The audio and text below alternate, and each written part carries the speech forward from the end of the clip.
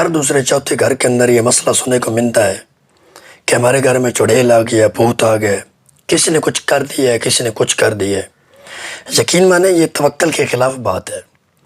قرآن ہمیں توکل سکھاتا ہے۔ اور ایک چیز یاد رکھیں، ہمیشہ اگر آپ کسی راستے پہ جانا چاہتے ہیں وہ راستہ ٹھیک ہے، لیکن ذہن میں آتا ہے کہ کہیں چلتے چلتے میں توکل کے خلاف نہ چلا جاؤں تو فوراً اس کام سے رک جائیں۔ اب ہم کیا کرتے ہیں کہ اکثر ہم ایسے عاملوں کے پاس جاتے ہیں جو جاہل ہوتے ہیں، ان کو کسی ٹکے کا نہیں پتہ ہوتا، ویلے ہوتے ہیں، فری ہیں، کام کاج ہے نہیں، کچھ کرنا آتا نہیں ہے، بس بیٹھے ہوتے ہیں، دن میں 2-4 بندے آ جاتے ہیں، پھنس جاتے ہیں، ان کی دھیڑ بن جاتی ہے۔ اور کبھی کبھی تو 1-2 پارٹی ایسی لگ جاتی ہیں منتھلی بیس پہ کہ ان کا مہینہ نکل جاتا ہے۔ اب ان کو اور کام آتا نہیں ہے، اور بالخصوص ان کی نظر عورتوں پہ ہوتی ہے۔ اور یہ بڑے بڑے کیس آتے ہیں کہ خاوند آتے ہیں، جی میری بیوی گئی تھی فلاں عامل کے پاس، بہت نیک تھا، بہت اچھا تھا، اور آرام بھی آ رہا تھا، لیکن وہ اس کے پاس جا کر پھنس گئی ہے، اب میں ہاتھ اپنے مل رہا ہوں۔ تو یہ آئے دن روز کام ہوتے جا رہے ہیں، جاہل عاملوں سے بچ کر رہے ہیں۔ اس چیز کی کوئی حقیقت نہیں ہے۔ باقی تعویذ دھاگا یہ بڑی عجیب عجیب چیزیں کچھ تو ہیں، یہ میں انکار نہیں کرتا تعویذ کا، لیکن یار کم از کم خدا پہ توکل کر کے تعویذ لینا۔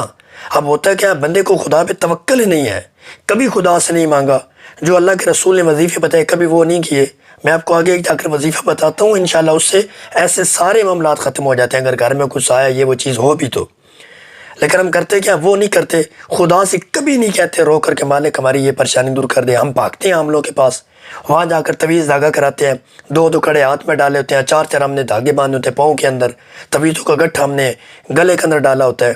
یہ ساری چیزیں توکل کے خلاف ہے صاحب۔ ہاں رب پہ توکل کر، رب سے مانگ، اور سنت کے مطابق جو چیز اس پہ عمل کرو۔ یا آپ دیکھیں عرب میں جا کر کوئی جن بھوت ہے ہی نہیں، چکر نہیں ہے بالکل جن بھوت کا، کیوں نہیں ہے وہاں پہ؟ بھائی ان کا توحید کا معیار اتنا سخت ہے، اللہ پہ توکل اتنا ہے کہ وہاں کوئی پٹک ہی نہیں سکتا جن، وہاں سے بھاگ کر سارے پاکستان میں آ جاتے ہیں، کیونکہ انہیں پتہ ہے ہر گلی کے اندر ایسا عامل جھوٹا بیٹھا ہے جو فراڈیا لوگوں کو پھنسا رہا ہے، عورتوں کو پھنسا رہا ہے۔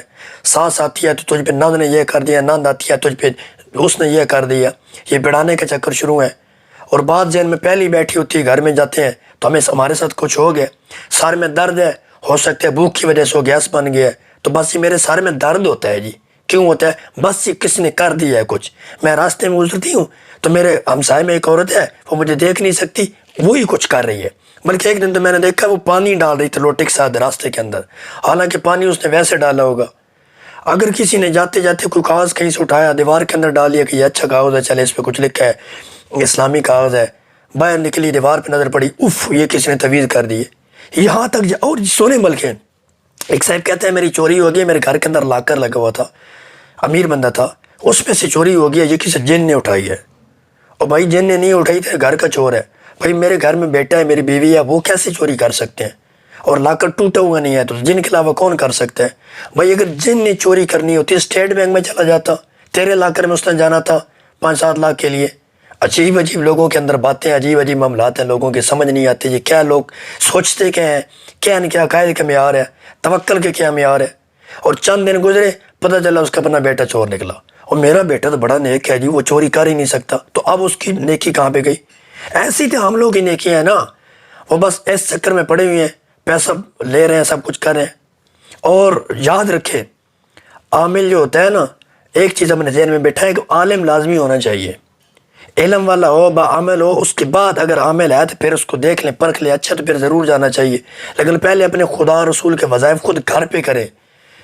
کسی کے گھر میں اگر یہ مسئلہ ہے، جیسے لگتا ہے میرے گھر میں تعویذ ہے، ٹونا ہے، جادو ہے، کوئی بھی اسے لگتا ہے کہ میرے ذہن میں یہ مسئلہ ہے، میرے حضور علیہ السلام فرماتے ہیں سورۃ فلق سورۃ ناس، یہ دونوں صورتیں پڑھا کرو، تمہارے گھر سے ہر چیز بھاگ جائے گی۔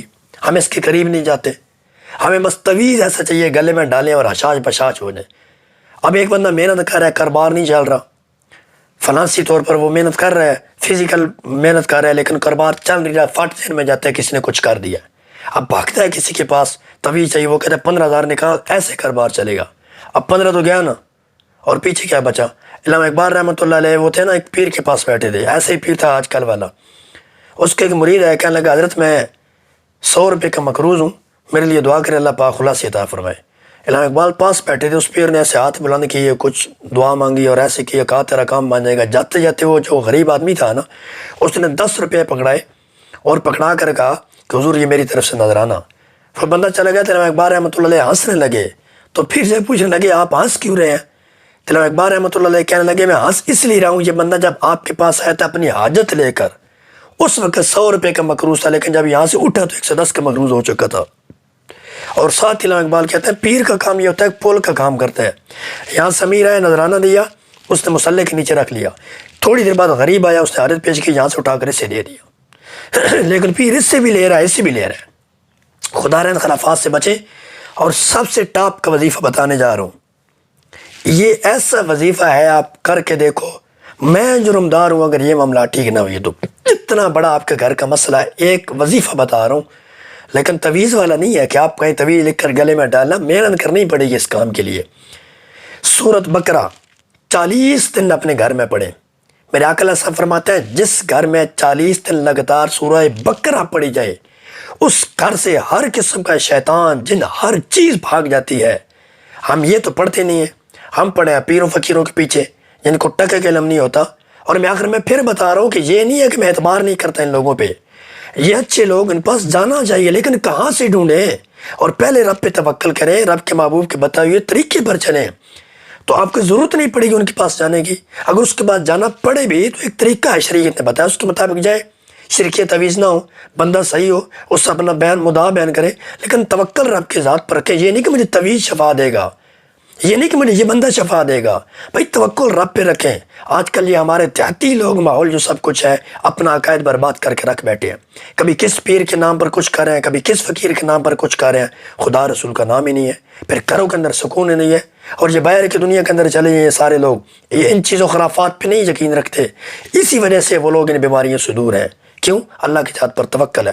تو سب سے پہلے اللہ کی ذات پر توکل کریں، اس کے بعد پھر اللہ کے رسول بتائے ہوئے طریقے کے مطابق ان چیزوں پہ عمل کریں، اور پھر بھی اگر مسئلہ نہ ہو تو پھر اللہ والوں کے پاس جائیں، ان سے بات کریں، اور انشاءاللہ اگر وہ جو کہیں گے رب کی ذات پر توکل کرتے ہوئے عمل کریں تو اللہ پاک منظور کا تو یہ ساری چیزیں دور ہو جائیں گی۔